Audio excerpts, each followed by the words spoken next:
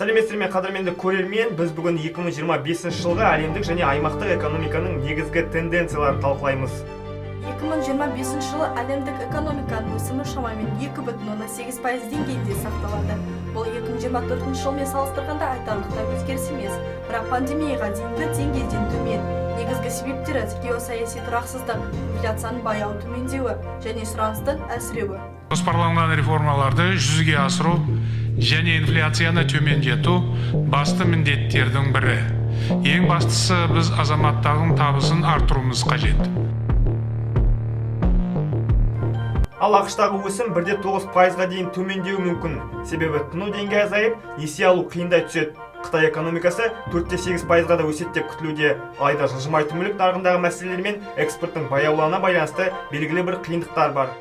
Еуропа елдерінде өсім баяу жүреді, бірақ өндірістік сектор біртіндеп қалпына келеді. Дамушы елдердің ішінде ең қарқынды өсім Үндістанда 5,7% деп болжануда. Жаһандық инфляция деңгейі төмендейді деп күтілуде. Бұл пайыздық мөлшерлемелердің төмендеуіне мүмкіндік береді.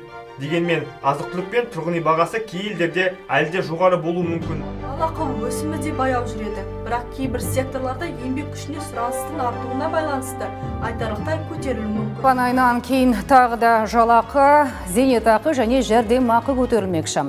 Бұл жайында бүгін президенттің төрағалығымен өткен үкіметтің кеңейтілген отырысында айтылды. Өйткені тауар мен қызмет құны өседі, бұған қосымша құн салығының артуы себеп болмақ.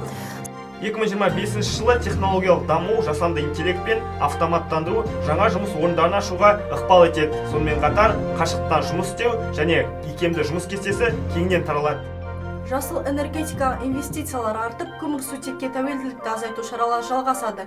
Климаттың өзгеруімен күрес және жаңартылатын энергия көздеріне көшу алдағы жылдардың негізгі экономикалық бағыттарының бірі. Жалпы қорытындылай келе 2025 жылы әлемдік экономикада айтарлықтай тұрақсыздық болмайды, бірақ қарқынды өсім де күтілмейді. Жаңа технологиялар мен экономикалық реформалар кейбір салалардың дамуына серпін беруі мүмкін, ал инфляцияның төмендеуі халықтың әл-ауқатына оң әсер етеді. Бүгінгі экономикалық шолуымыз аяқталды. Келесі кездескенше аман сау болыңыздар.